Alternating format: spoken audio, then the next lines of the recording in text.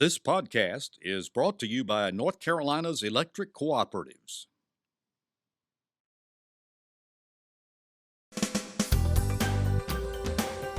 This is NC Spin, an unrehearsed discussion on issues of interest to North Carolinians. Now, here is your moderator, Tom Campbell. Thank you for watching this week's NC Spin. Well, politics took the center stage in our state, and we want to talk about President Trump's visit to Greenville, update you on the U.S. Senate race, and discuss remarks made by our Lieutenant Governor and one of our Supreme Court justices. Next, we talk about the court case that opened this week, asking whether the districts drawn by our legislature are so gerrymandered as to prevent competitive elections. And if we got time, we want to talk about the fiercely contentious bill that might soon be on Governor Cooper's desk to allow Duke Energy more leeway in setting your electric race.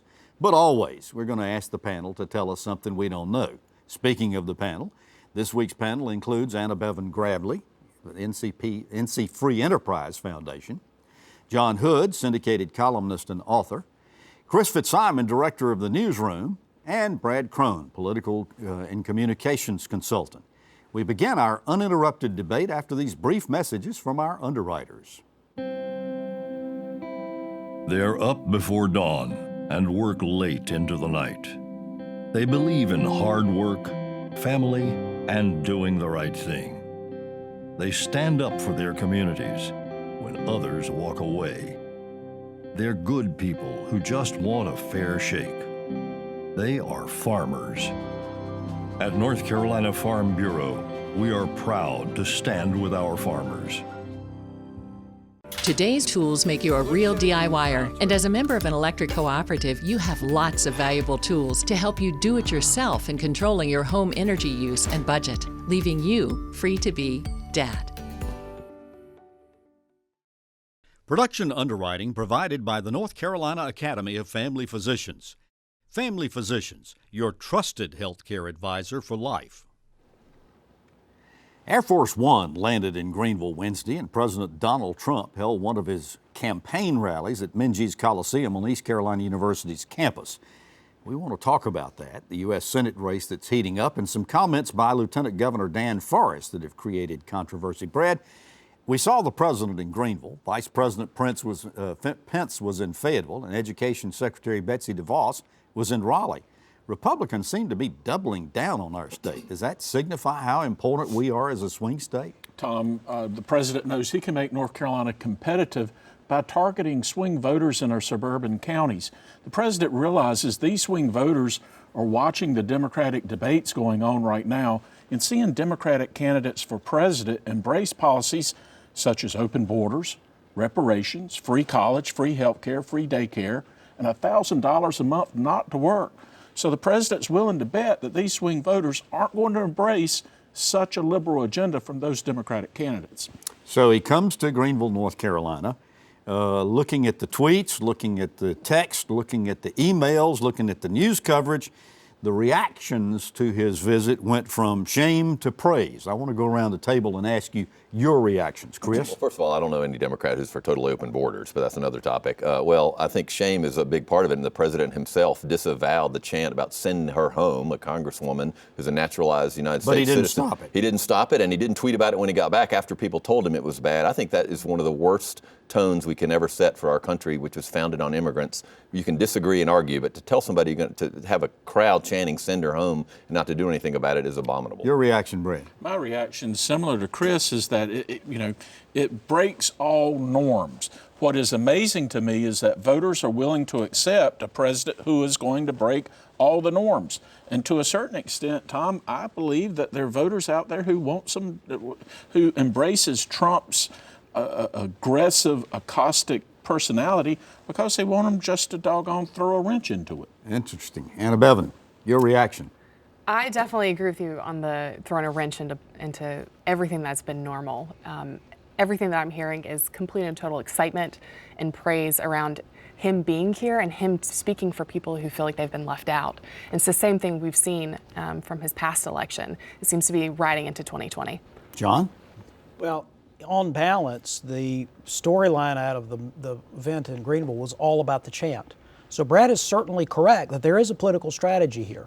And the political strategy is to, I think, mostly correctly describe the Democratic presidential candidates as very left-wing by historical standards and say, compared to that, don't you want this? The problem is the president stepped on that narrative by then having this thing that he started on Twitter that then led to this chant, send her home, which he, among others, finally admitted was a problem. The Republicans might as well have written the script that many Democrats say about all these things they want to do about immigration. And the Democrats might as well have written the script, send her home, because it helps them. So this whole thing looks like a comic strip being played out. So far as it goes, the takeaway, he started off, I mean, he's got a great economy to talk about. He's got some campaign points to really be able to talk about. Inherited but he ended up, but go ahead. He spent more time on a rant on these 4 congresswomen that he just, so is this election really going to be just about race, not issues? He wants it to be about these hot button issues. He wants it to be about race, about immigration.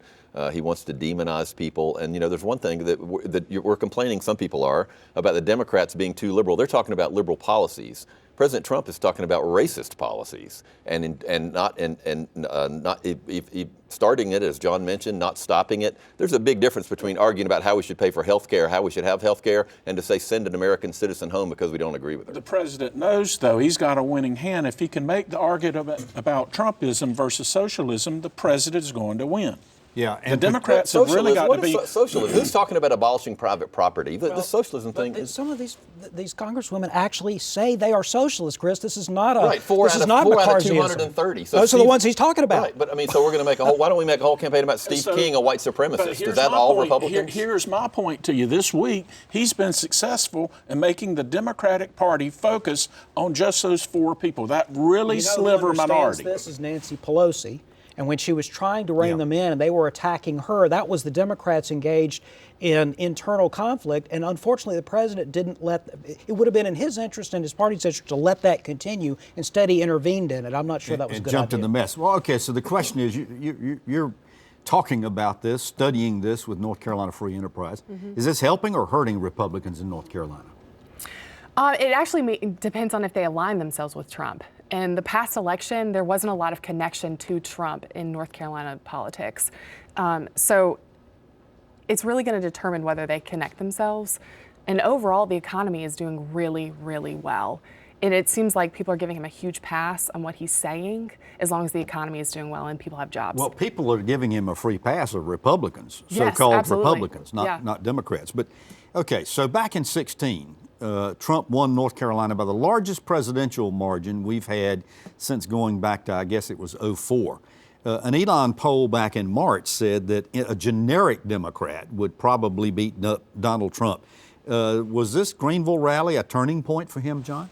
I don't know that it was a turning point. I think you should always remember that a generic Democrat or a generic Republican always does better than an actual Democrat or actual Republican, because it's hard to have negatives against a generic. Yeah, and I would tell you, Jesse Helms never led in a single poll in any race that he ran in 72, 78, 84, 90, and 96. And guess what? Yeah, so he ended up winning all the time. All right, so Tom Tillis was trying to defend the president and made this comment, I guess it was to the Atlantic magazine or somebody. He said that a group of people chanted, he didn't ask them to, and you can't control that. What's your reaction to that, Chris? Of course you can. Of course you can. John McCain famously controlled it when a woman asked him about President Obama allegedly being an Arab and a Muslim or whatever. He could have controlled it. And as John pointed out earlier, he seeded that whole idea by saying, leave America, or we should leave America or whatever. President Trump is, whether it's right or wrong or helps his base or not, President Trump is responsible for what was said at that rally, and he condoned it, and he sat there and stood there for 13 seconds and enjoyed it. I mean, anybody who's seen a game in Cameron Indoor knows that Coach K can control a crowd with a snap of his fingers. The president could do the same. Just doing that. Yes. He just brings it down. Yep. All right. So speaking of Senator Tillis, he's got problems of his own. The Washington Post recently ran an article saying that his seat was the 4th most likely seat in the nation, Senate seat in the nation, to flip this year. Why next year? Well, extremely vulnerable. North Carolina's going to be a very competitive state up and down the ballot for President, U.S. Senate, gubernatorial, council of state, and our state legislature, Tom. But I submit to you that Tillis has got even problems in his in his primary. With Garland Even Tucker. though he's got Tillis's endorsement, Garland Tucker's Trump's endorsement. Garland Tucker is holding a series of poll briefings across the state, and the poll briefings that I'm hearing showing a lot of weakness from our incumbent senator. Interesting. Why? I mean, Fairly most low of them say he's profile. Low not profile. far. Yeah, I mean, there are some negatives, as there are for any incumbent senator, even after one term. But a lot of the story about Tillis, a little bit like the story about Kay Hagan before that he defeated, is a pretty low profile. You don't start out with a lot of enthusiasm because they just don't have a high profile. Meanwhile, AB, Cal Cunningham announced 2 weeks later he'd raised $500,000. He's sort of emerged as the Democratic front runner in this Senate race next year, is he not? I would say so. I mean, I think the Senate race is going to be way more exciting than initially thought when we were lining up all the races. First, it was the governor's race that people were really looking forward to because Lieutenant Governor Dan Forest was out in his exploratory committee. But the Senate race is really emerging as one to watch. And now that you mentioned the gubernatorial race, they got a little bit more interesting this week. Representative Holly Grange from Wilmington, who West Point graduate, Army vet, says she's going to run against Dan Forest in the gubernatorial primary. There were some rumors, by the way, that Tom Tillis was encouraging her to do that. He denies it. But what's all that about? I mean, is she going to be a serious competitor? Well, she'll be a serious competitor. I mean, Forrest is clearly the favorite. If they run this campaign though above board, it actually could help the winner of the primary. If you get a lot more attention in the primary if you have a credible candidate than if you're the presumptive nominee. We'll see how much money she can raise. She certainly came out of the box with a great kickoff. We'll see what happens. This primary reminds me of 1972 when Jim Gardner was clearly the front runner in the Republican primary. You had an upstart state representative from Watauga County, Jim Holshouser, run a wild campaign and was able to defeat the strongest bull in the barn. But Forrest has got some other problems, John. I mean, this quote he made in the Salisbury church, "No other nation, my friends, has ever survived the diversity and multiculturalism that America faces today because of a lack of assimilation, because of this division, and because of this identity politics." Is that going to bite him? I think the use of the term diversity is the problem in that passage. Otherwise, it's the kind of thing people often say. But isn't that when it you more emphasize of a sign of racial politics? No. What I'm saying is what lots of people have said over decades is that you have to emphasize what Americans have in common regarding the immigration issue. You have to talk about assimilation. If he had stuck to that language, when you use the term diversity, however, which he probably meant something like diversity of opinion or something, but if you use the term diversity, lots of people immediately seem to talk about race and ethnicity, which is not what he was talking about. When you put it in the context of Trump, however, and the recent events and the racist remarks that he makes, I think that's where it takes on a whole other life of its own, even if it was maybe not as harsh as some people are interpreting it as. I think it is a problem. And sort of painting Republicans in that. Well, it's the Trumpification sort of the governor. And then we've got Justice Paul Newby this past week, who sounded off. This was an unprecedented pot shot he took at his fellow Supreme Court justices. He says, "I lose sleep at night thinking what it would be like if we had no one to hold accountable those who want to cause social change through our judicial branch." Then he went on to say that we've got 6 AOCs on the Supreme Court. How's that going over? Howdy doody. You know, I think that's a real slap at your incumbents. It may have been directed specifically toward Anita Earls, but I do think Justice Newby, I think he was out of line on that. And I've never heard that before. It shows the politics, the partisan politics that we're seeing on the Supreme Court. And that's exactly my question. Does it, in fact, show that these decisions that are being made at the appellate court level are being made politically, partisan? I think so. I think it's hard when you've got judges who have to run for election and to actually be elected by the vote of the people for it to be so separate from politics and their decisions. Is it going to affect his race next year, John? Probably not a great deal.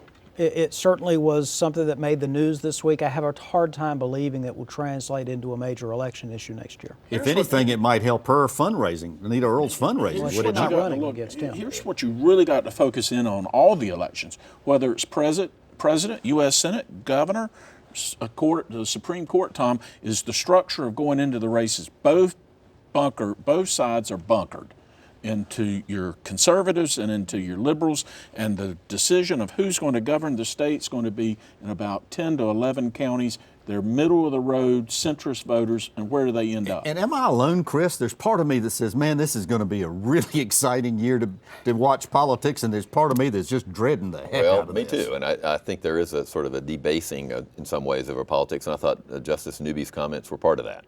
Yeah. All right, so here we By the are. way, Tom, no one believes what you just said. They recognize that you have orchestrated all this just to ensure the continued fascination of the North Carolina public with NC Spin. Yeah, well, I mean, it's pretty obvious to everybody. And it will again feed all of the righties who continue to say that I have just gone off the page to the left. If only that were true. It's all part of the plan. Yeah, because the people on the right, oh, well, never mind. We're 19 days into this new fiscal year, and we still don't have a state budget. So the legislature appears to be working on what I would call a bypass budget, kind of working around the entire budget, funding agencies with block grants, making sure that federal funding can flow, even considering taking up pay raises to employees, doing away with the budget. Is that going to break this stalemate? Ultimately, we won't have to worry about whether it was vetoed or not? I don't know, Tom. It's going to be interesting to see if the legislative leadership... Absolutely. And you've got to watch what the legislative leadership on the House and the Senate side are doing with individual bills. Do they include the pay raises in it? And if they do, then I think that really boxes the governor in. I look at it as that the legislature has a stronger hand here, and the governor's going to have to end up blinking. Anybody disagree with that? John, you wrote a column on that this week. Yes, I said pretty much the same thing. Yeah. Brad may have read my column, but I do think May he have read it? It would have been different if there hadn't been the bill passed that guarantees funding for recurring programs from the previous year. If there was a government shutdown scenario, the dynamics might be different. I want to switch gears here. After the U.S. Supreme Court said that redistricting is a state, not federal matter, this week's hearings on North Carolina's legislative districts became even more important. A 3-judge panel is trying to decide whether districts drawn by our legislature are so gerrymandered as to prevent competitive elections. A.B., in the opening arguments, we heard the judges told that more than 50% of the voters in the 2018 elections went to Democrats' candidates, but Republicans won most of the seats. Now, after this first week, can we get any hints how these judges are reacting to these comments? Well, I think what you shared is definitely more than a hint. It's a telegraphed pass. I mean, we've had redistricting drama in North Carolina since 2017, when the Republicans had to redraw the maps because the 2011 ones were ruled unconstitutional, and then that wasn't really what the courts wanted, so they brought in a special master, which is, by the way, the coolest title of all time, to redraw the maps. I would like that title.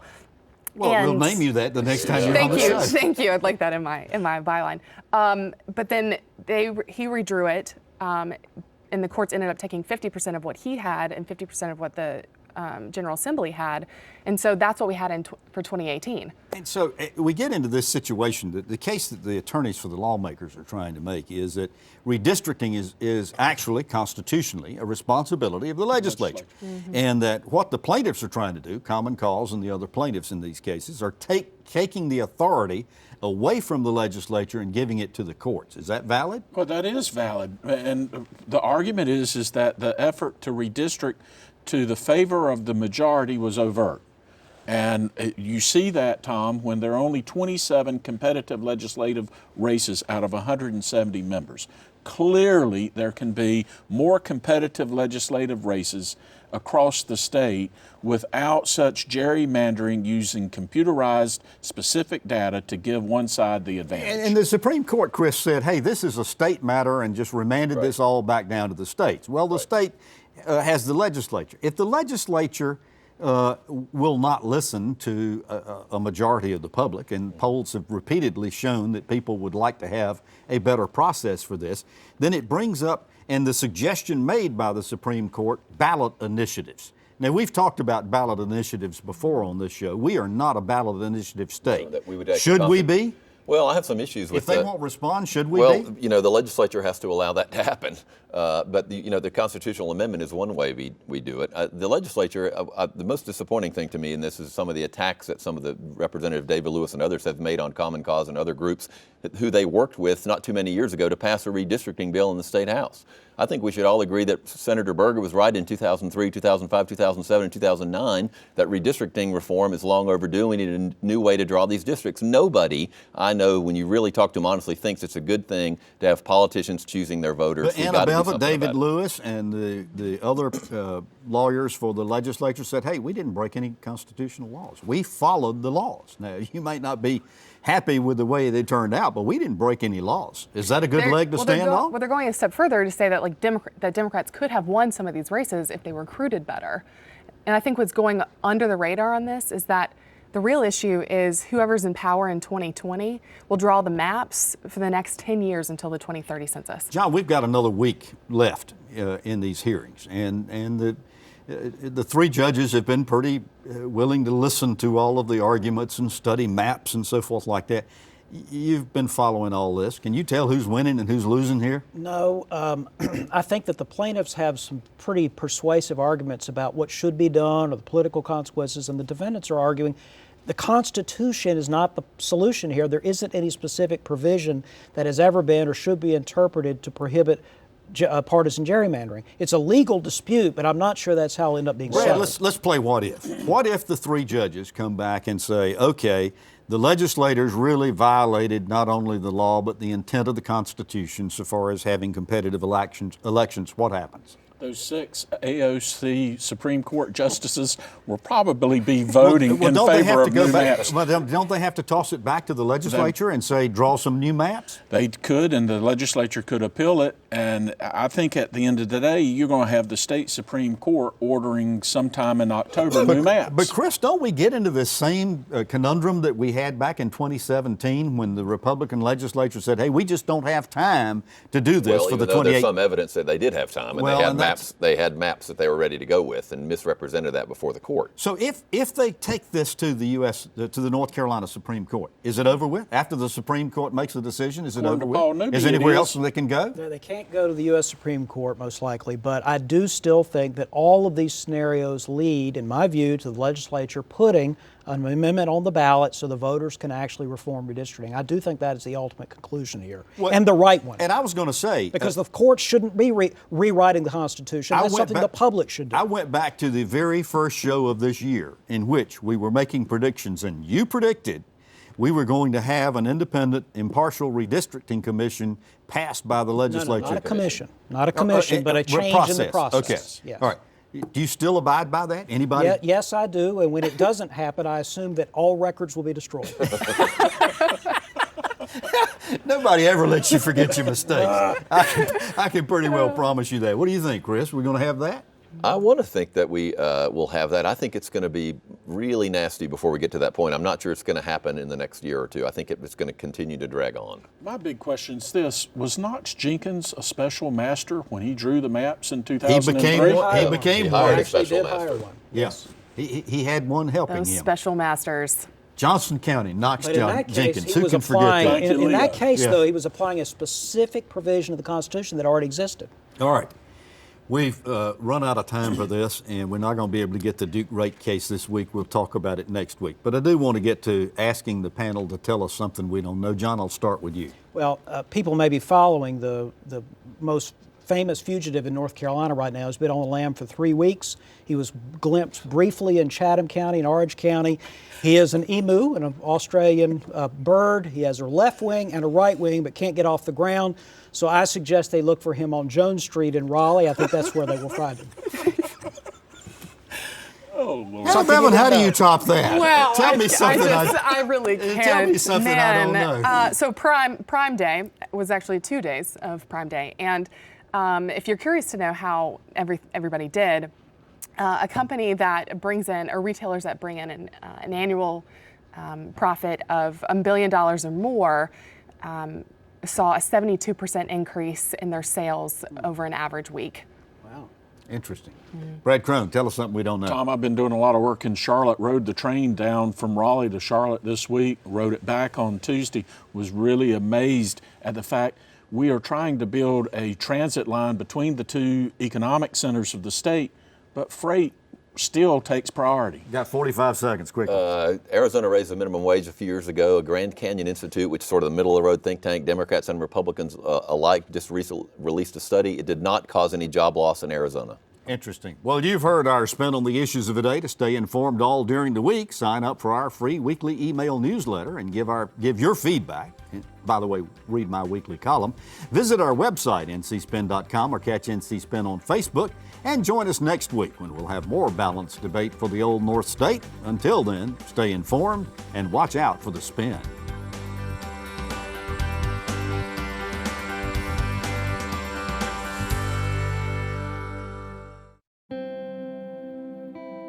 They're up before dawn and work late into the night.